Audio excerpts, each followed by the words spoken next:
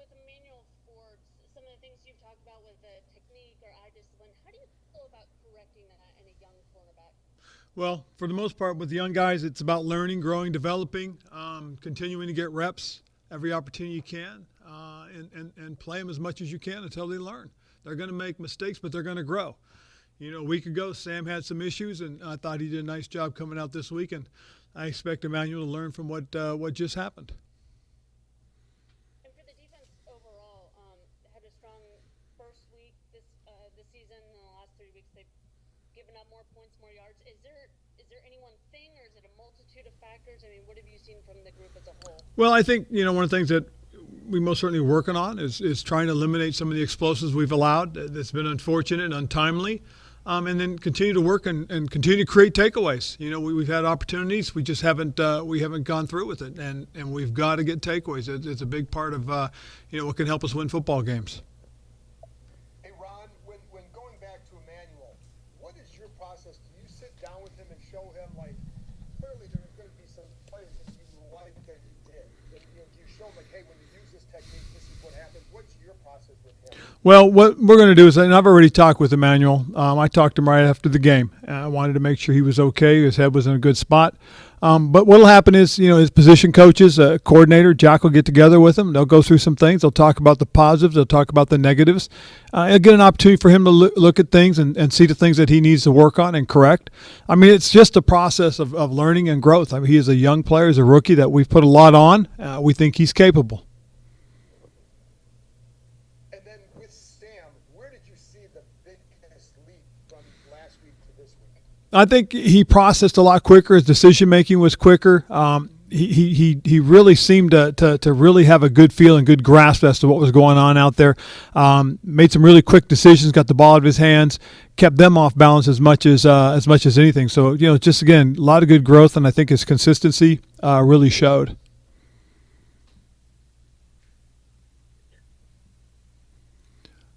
Ben, Hey, you're on mute. there you go, Ben. Unmute. Taking a step back, now that we're at the quarter-ish mark of the season, how would you evaluate where your team is at? Well, I think our football team's doing some good things. I think we're growing, developing. I think part of it will be as Sam goes. I think we'll play accordingly. I also think as our young guys, the guys that we're playing, a lot of young guys, as they step up, learn, and develop, it'll help us as well. So I think we're in a good spot. It's still early in the season, and we got an interesting game coming up on Thursday. Other than Sam, what are those specifics that you want to see grow and develop over the next quarter, I guess? I think the biggest thing is just consistency in play. Using your techniques, using the things that you're being coached. Go out there and do those things that you're capable of. Hey, Coach Moises on the Spanish broadcast side. Nice to talk to you. The term moral victory has been thrown around a lot. Some of the players said there's no such thing as a moral victory. Obviously, they always want to win, but from your point of view, is there a moral victory for the team, for the fans, and is this somewhere where you can build from? Well, it's kind of tough because we went in expecting to win. I mean, every game is a must win. Every game you got to go in with the attitude that you're gonna win, and that's how we felt. I think it's been kind of tough because people come up and say, "Man, I'm real proud of the way you played." Well, hell, we didn't win. And I think that's the bottom line. I think that's how the guys really feel because they played hard, they played their hearts out. They wanted to win, and I think in every case, I believe they expected to win. They really did, and not getting the W is a hard pill to swallow. And I think Moses, that's really what the sense is, and what the meaning is, that there was no moral victory. Hey, Ron, with Sam showing what he did you have a feeling that type of game was coming from him, or were you surprised with that? What was kind of your reaction to it? I was expecting Sam to play well. I was. He's a very resilient, very tough-minded young man, and he bounces back very well at a lot of things. And with him, you're going to have some really good, positive plus moments. There's going to be some tough moments. There really are. But there's going to be some really good moments as well. Yesterday was a sampling of a pretty good moment. And I think again he's going to continue to grow, and he'll get better and better. I believe he will. I just I've always been confident in him, and just been very optimistic about his potential. And I wanted to ask about trust as well. You just froze. Before 54 Got you now. Yeah, hello. Hello. Okay. About Tress's punt Tress's punt that set up the 54-yard game winner. What was kind of going on there?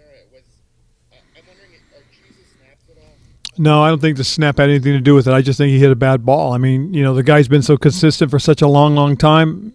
Unfortunately, you're going to have something like that happen, but it doesn't shake my confidence or anybody's confidence in Tress. It's just unfortunate that it happened. Can you hear me now, Ron? Got you now, Ben. Got it. Okay. Thank you. So back to the defense. Obviously, it's a team game. You guys talk about complementary football all the time. That said, when you look at the assets poured into that group, especially on the defensive line and just the way this team has been constructed with a young quarterback, do you have to get more from them? And I don't just mean that like everybody has to play better. Like, does that group have to play at a higher standard week after week based on how this team's been constructed? I think there's a lot put on those guys just because of being draft picks, like you said, and I think the expectations are high, and their expectations for themselves are very high. And it's a group of guys that take a lot of pride. They work hard at what they do, and their goal is to always play good. So they'll continue to work and continue to do the things that they need to do to help us win. What did you kind of notice with regards to the defensive line play after watching the tape? Well, I think they were pretty solid. I think there were some really good things that they did as far as, it took them 5 quarters to rush for 100 yards. In the last few weeks, they've been pretty good rushing the football.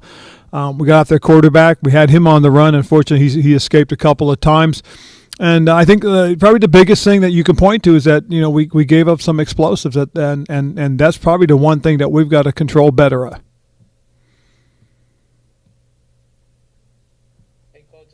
What type of game do you envision on Thursday? It's a short week against a Bears team that pretty much blew a big lead against the Broncos.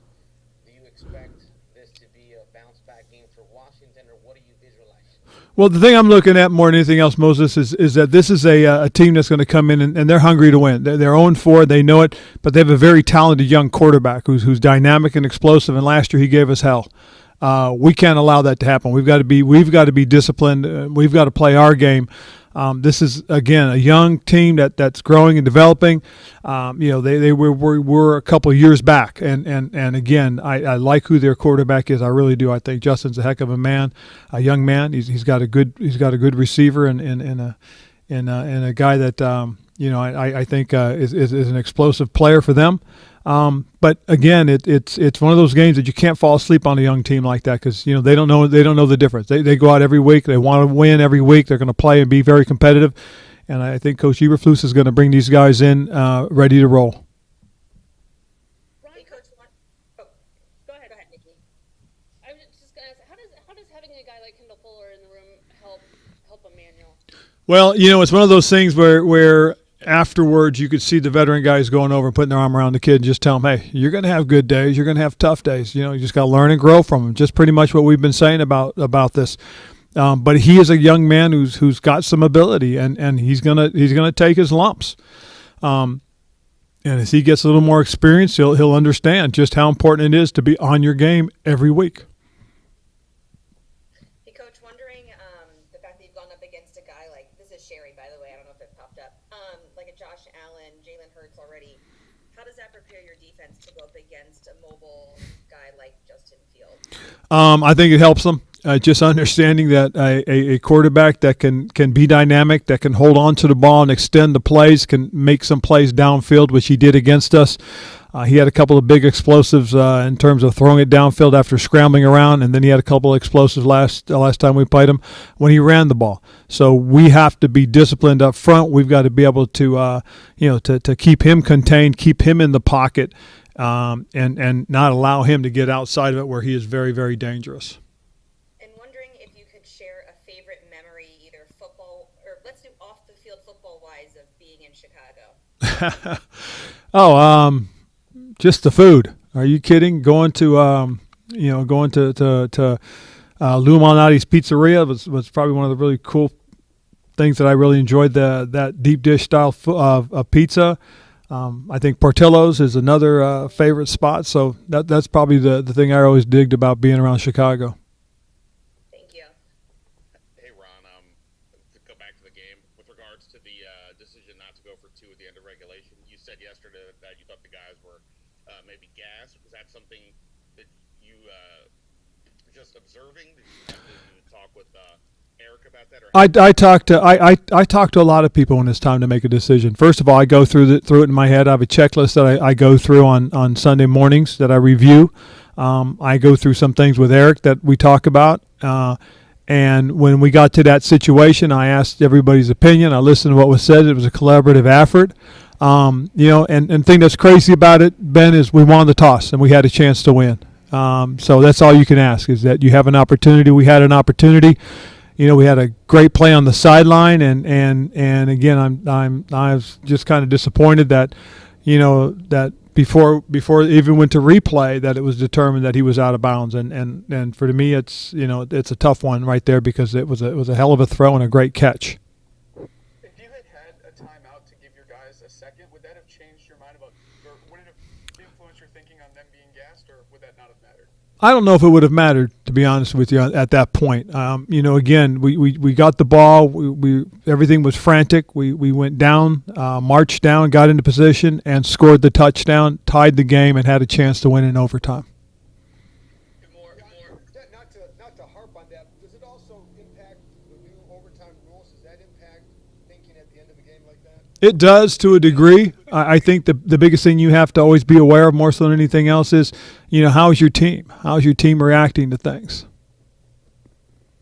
Hey, Coach, I'm going to see you on Thursday wearing your Los Commanders T-shirt celebrating Hispanic heritage against the Bears. I'll bring it out during warm-up.